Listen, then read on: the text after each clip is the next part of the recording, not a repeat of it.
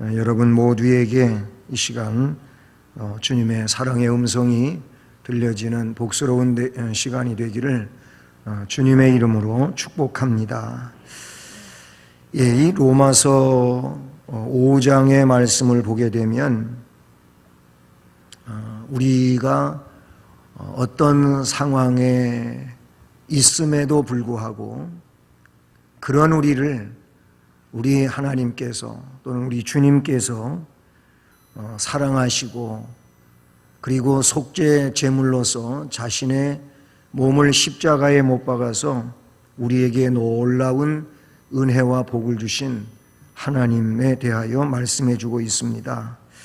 이를테면 로마서 5장 6절 말씀에 우리가 아직 연약할 때에, 여기서 연약할 때라고 하는 것은 우리들이 하나님 앞에 제대로 변변하지 못한 이런 모습을 갖추지 못한 상황, 그러니까 그냥 죄인이고 그래서 멸망에 처해도 할 말이 없는 그런 상태, 그것을 여기서는 아직 연약할 때라고 그렇게 표현하면서 그런 우리에게 기약대로 그리스도께서 경건하지 않은 자를 위하여 죽으셨도다. 아멘. 약속대로 그리스도께서 경건하지 않은 우리를 위하여 죽으셨다는 거예요. 속죄 제물이 되셨다는 그런 말씀이죠. 그리고 8절 말씀에 우리가 아직 죄인 되었을 때에 그리스도께서 우리를 위하여 죽으심으로 하나님께서 우리에 대한 자기의 사랑을 확증하였느니라. 아멘. 거기는 우리가 아직 죄인 되었을 때에 진짜 조금이라도 의인이 되어서 우리를 위해서, 그래 내가 널 위해서 내 몸을 던져도 아깝지 않겠구나, 이런 게 아니라는 거예요. 그냥 멸망할 죄인 그 자체였음에도 불구하고 하나님께서 우리에 대한 자기의 사랑을 확증하셨는데 죽음으로써 그렇게 하셨다.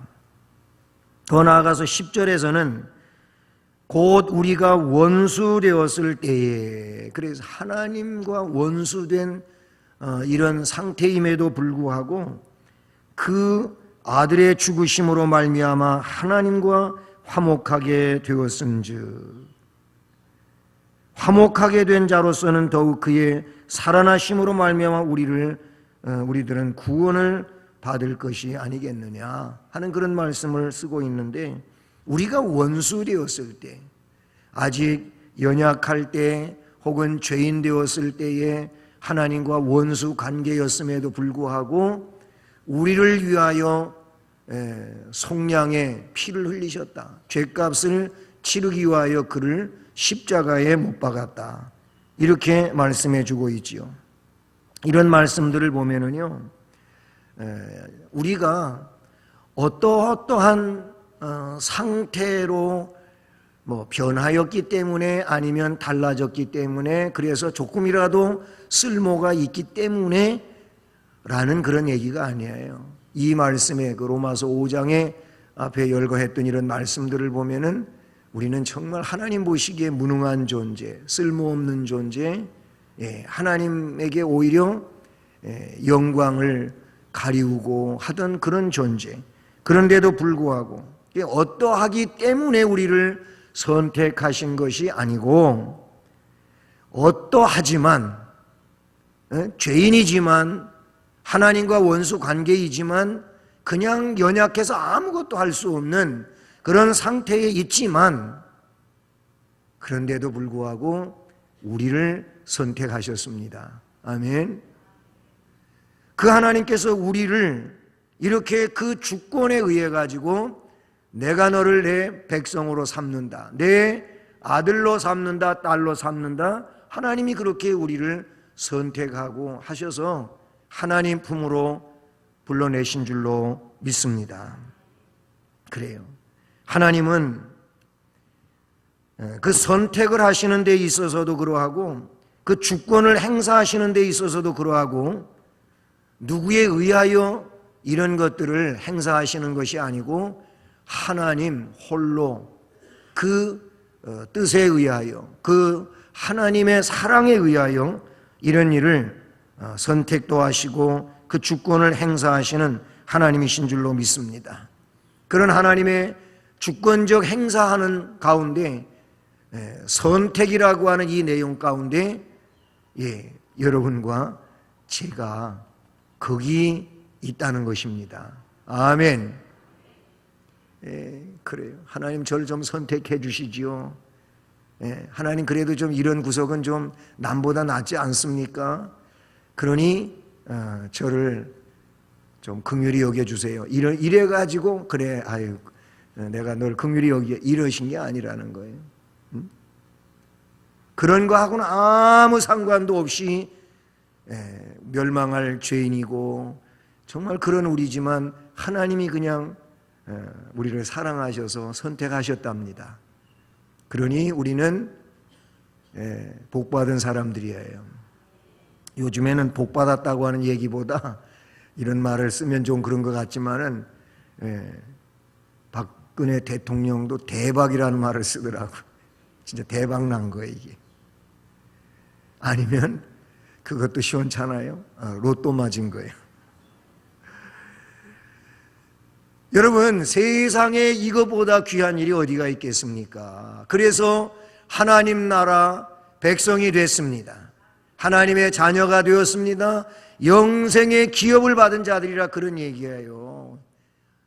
세상에서 그런 거 1등 안 맞아도 돼. 하나님한테 내가 선택된 것만도 이건 감사한 일이고 세상에 그 어떤 일로도 비교될 수 없는 일임을 확신하시고 감사하실 수 있기를 축복합니다. 왜 그렇게 하네요? 그냥 그거는 오늘 말씀에 있는 것처럼 따라서 하십니다. 하나님은 사랑이심이라. 아멘. 하나님은 사랑이시기 때문에 그러는 거예요.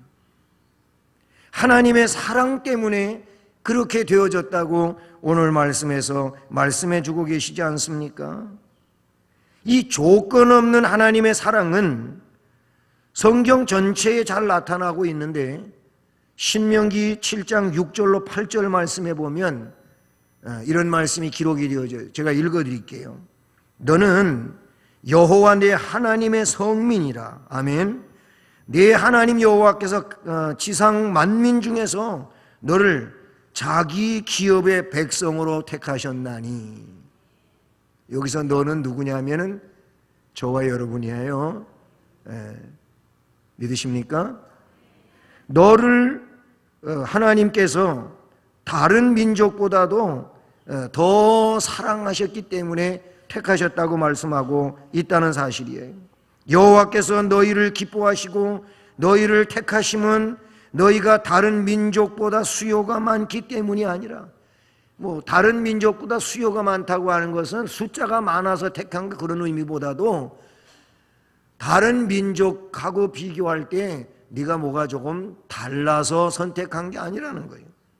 그 말씀에 보면 너희는 오히려 모든 민족 중에 가장 적으니라. 여호와께서 다만 너희를 사랑하심으로 말미암아. 아멘. 거기 그렇게 기록이 되어 있어요. 다만 너희를 사랑하시기 때문에 너희를 하나님께서 성민으로 선택했다는 거예요. 그러니까 이건 곧 이스라엘을 두고 말씀하셨기도 했지만은 신약의 바울 사도에 의하면은 영적 이스라엘이 진정한 이스라엘이라고 할 때에 그 영적 이스라엘은 오늘 하나님을 아버지로 섬기고 예수를 구세주로 믿는 이 백성들이 진정한 영적 이스라엘임을 믿습니다. 이 사람들을 두고 말씀하셨는데 여호와께서 다만 너희를 사랑하심으로 말미암아 또는 너희의 믿음의 조상에게 약속하신 맹세를 지키기 위해서 그렇게 하셨다고 신명기 7장 6절로 8절 말씀에 기록되어지고 있다는 사실이지요. 그러니 앞에서도 말씀을 드렸지만 우리는 정말로 세상에 둘도 없는 복을 받은 그런 축복의 백성임을 믿습니다. 그러니까 기뻐하셔야 되고 그냥 춤을 덩실덩실 이래도 춰야 되는 그런 사람들임을 기억하고 항상 하나님 아버지의 사랑을 기억하고 행복한 신앙인으로 삶을 사시면서 하나님께 영광을 돌리실 수 있기를 축복합니다. 근데 오늘 말씀에 보면은 이런 내용이 나오잖아요. 7절을 봅니다. 본문 7절에 보면 사랑하는 자들아 우리가 서로 사랑하자. 사랑은 하나님께 속한 것이니 사랑하는 자마다 하나님으로부터 나서 하나님을 알고 8절에는 사랑하지 아니하는 자는 하나님을 알지 못하나니 이는 하나님은 사랑이심이라. 아멘. 이렇게 말씀하고 있어요. 하나님으로부터 나서 하나님을 아는 자가 있는가 하면은 8절에 있는 것처럼 하나님을 알지도 못하는 이런 자들도 있다는 거예요. 그러니 하나님으로부터 났다고 하는 것은 이거는 놀라운 은혜에 속하는 그런 내용이라고 볼 수 있는 것이죠. 이미 앞에서 말씀을 드렸지만은 그러니 저와 여러분들은 여러분과 저는 하나님으로부터 태어난 자임을 믿습니다. 아멘. 입 다물고 계시지 말고 아멘. 하나님으로부터 난 사람이에요.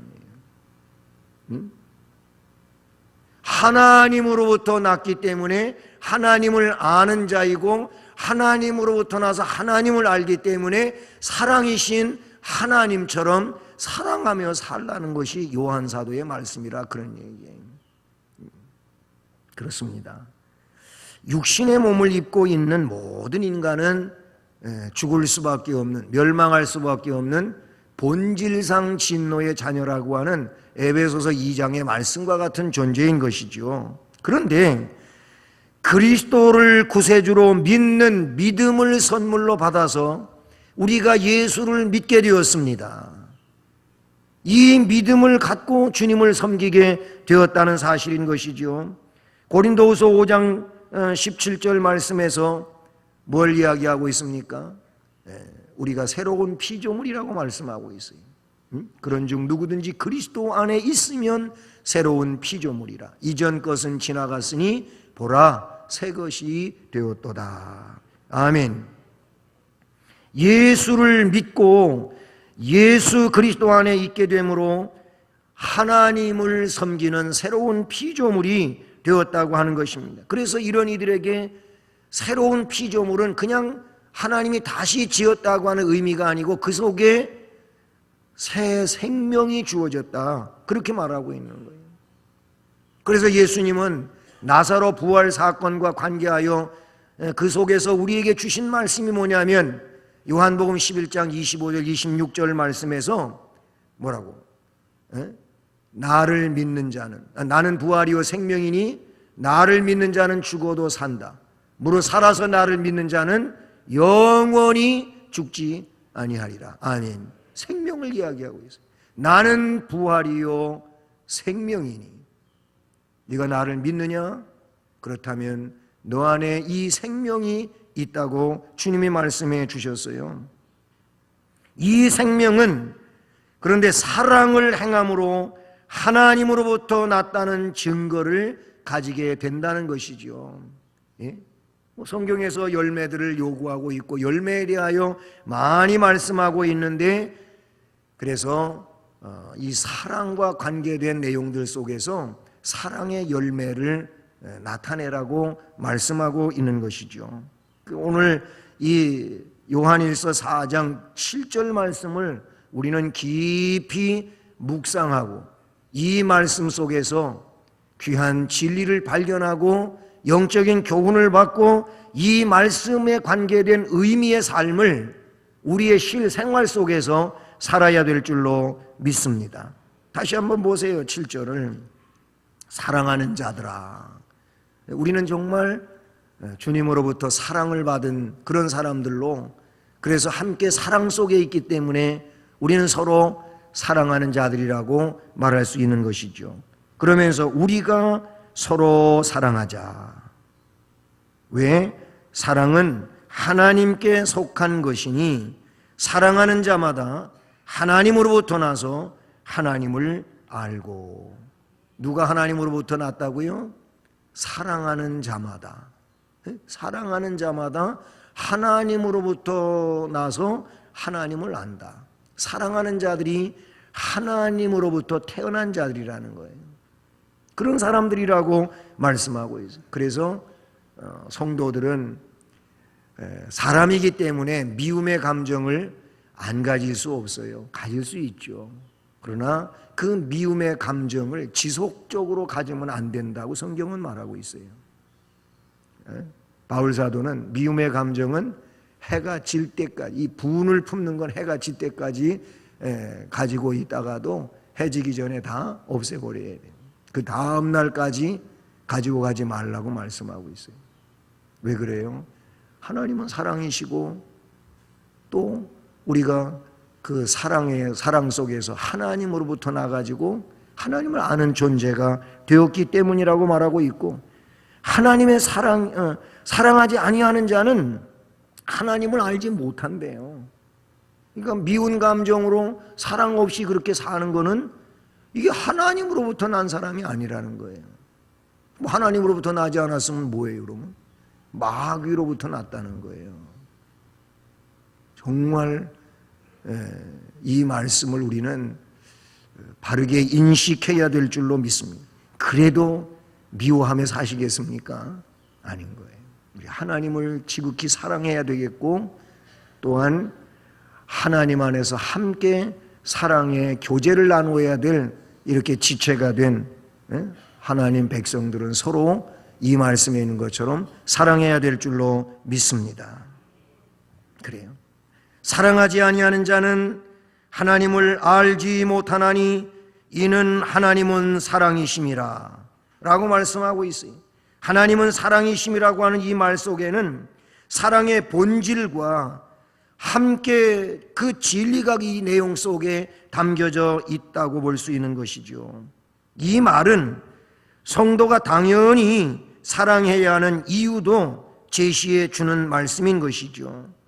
진정한 사랑과 사랑에 대한 알문 하나님께 있다고 볼 수 있는 것입니다. 그러므로 하나님을 알지 못하는 자는 사랑을 알지 못하는 자가 되는 것이고, 사랑하지 않는 자는 하나님을 알지도 못하는 그런 사람이에요. 하나님을 안다고요? 하나님을 알면 사랑하는 자가 되어야 된다는 겁니다. 그걸로 요한 사도는 하나님을 아느냐 모르냐의 어떤 결정적인 결정체로 이렇게 말씀해 주고 있다는 사실이죠. 그러니까 서로 사랑하면서 믿음으로 살아갈 수 있기를 주님의 이름으로 축복합니다. 이미 말씀에 나타난 내용이지만, 그럼 하나님의 사랑은 어떤 사랑이냐 하는 거예요. 하나님의 사랑.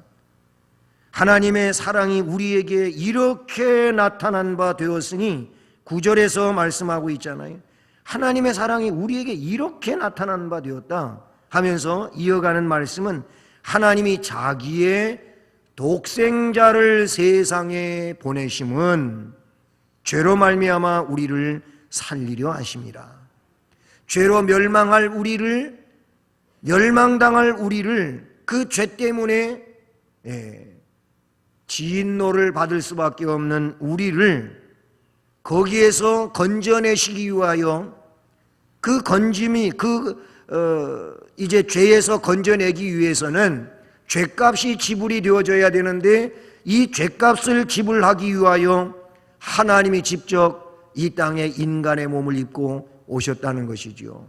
그것을 하나님이 자기의 독생자를 이 땅에 보내셨다. 성부 하나님께서 성자 하나님을 이 땅에 보내시게 되는데, 이것을 계획하시고 이 계획을 성취하기 위하여 아들이 그 약속을 이루기 위하여 오셨다고 하는 것을 성경은 말씀해 주고 있어요. 그게 하나님의 사랑이 이렇게 나타났다라고 본문에서 말씀하고 있는 것이죠. 여러분 그 패션 오브 더 크라이스트 주님이 그 십자가에 못 박혀서 돌아가시는 이 장면을 나타낸 영화 말입니다. 그 전 과정 속에서 예수님이 우리를 위하여 얼마만한 그런 고통을 치르셨는가에 대해서는 여러분이 보셔서 아시는 내용이죠. 물론 그것은 이제 영화를 만들어 극화시킨 내용이죠. 그런데 그걸 보면서도 글쎄 너무나도 잔혹스러운 걸 보면서 막 심장이 멎는 사람도 없지 않아 있었다고 하지 않습니까? 근데 예수님은 실제로 그런 형벌 속에서 매를 맞고 십자가를 지고 그 골고다 언덕길을 올라가시고 그리고 십자가에 못 박혀서 그 십자가상에서 운명하셨습니다. 그 관정 안에 이 프라이토리온 뜰에서 그 로마 군병의 채찍을 맞는 그 모습, 정말 눈뜨고 보기 어려운 내용이잖아요. 그 왜 그렇게 했냐? 성경은 그거를 우리의 죄값을 치르기 위해서 그렇게 하셨다는 거예요. 죄 없으신 예수님이 죄 있는 나를 그 죄값을 대신 지불하기 위하여 내가 맞을 매를 맞으시고 내가 형벌받을 십자가를 주님이 대신 지었어요. 그래서 구약 레위기에서는 그 내용을 아사셀이라고 그렇게 말하고 있어요. 대신 짊어지고 갔다, 그런 뜻이에요. 주님이 그렇게 하셨어요. 요한복음 3장 16절을 우리가 잘 알고 있는 것처럼 하나님께서 세상을 이처럼 사랑하셔서 독생자를 주셨으니 이는 그분을 믿는 자마다 멸망하지 않고 영생을 얻게 하려 하심이라. 아멘.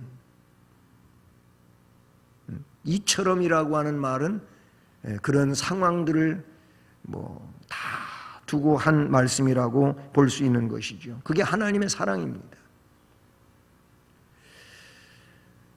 여러분, 이 하나님의 사랑을 가슴 깊이 느껴보실 수 있기를 축복합니다. 그 사랑을 느끼는 만큼 주님을 사랑하지 않을 수가 없고 세상을 살면서 이렇게 서로 대적 관계를 맺고 사는 일 자체가 사치스럽고 부끄러운 일이라고 볼 수 있는 거예요.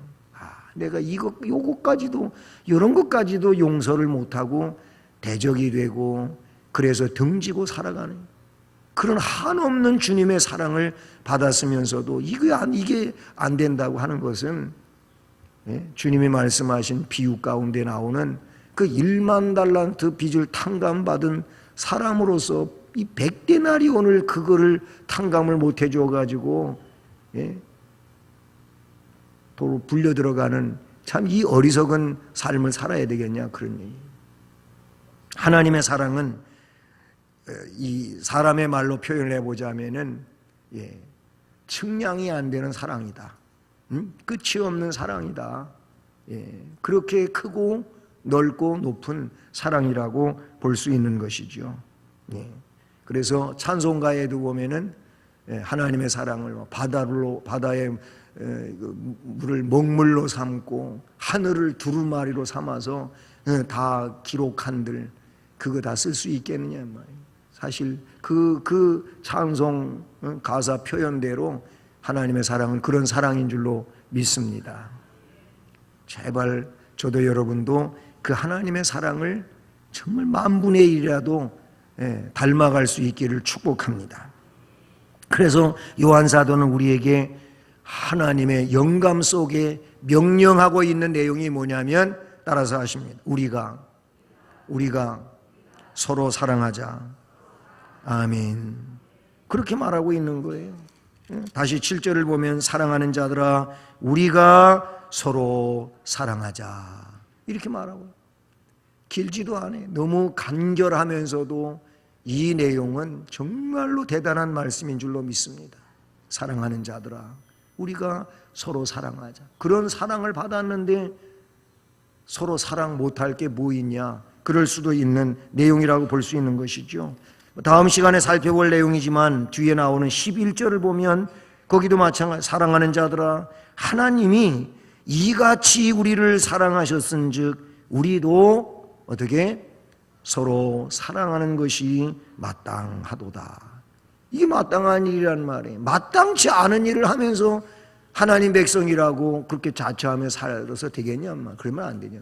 마땅한 일을 그래도 하면서 또 뭐가 잘 못됐으면 부족함을 느끼고 고백하고 더 잘할 수 있게 해달라고 하나님 앞에 몸부림을 치면서 우리가 그렇게 해야 된단 말이에요.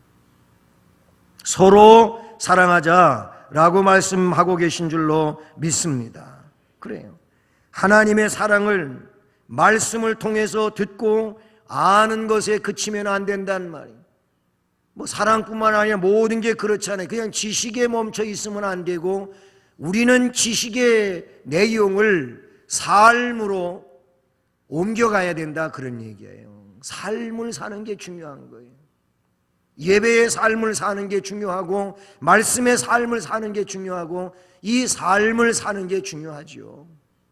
가정에서도 그렇게 하고 우리가 살아가는 삶의 터전에서도 그렇게 하고 그렇게 하는 일이 중요한 일인 줄로 믿습니다. 예수 그리스도께서는 자신의 몸을 아낌없이 내어주시기까지 희생적인 사랑을 보여주시지 않았어요?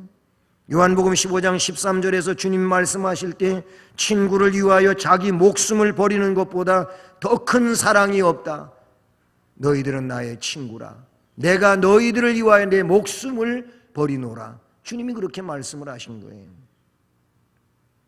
오늘 요한 사도는 앞에 살펴보고 지나왔지만은 그 3장 16절을 말씀을 보게 되면은요, 그래서 이렇게 말하고 있는, 그가 우리를 위하여 목숨을 버리셔서 이처럼 사랑하셨으니 우리가 이로써 사랑을 알게 되지 않았느냐? 사랑을 알게 되었으니 우리도 형제들을 위하여 목숨을 버리는 것이 마땅하니라. 서로 사랑하기 위해서, 그래서 이 사랑을 한다고 하는 것은 희생적인 삶을 의미하니까 그렇게 사는 것이 마땅하니라 라고 말씀하고 있는 것이죠.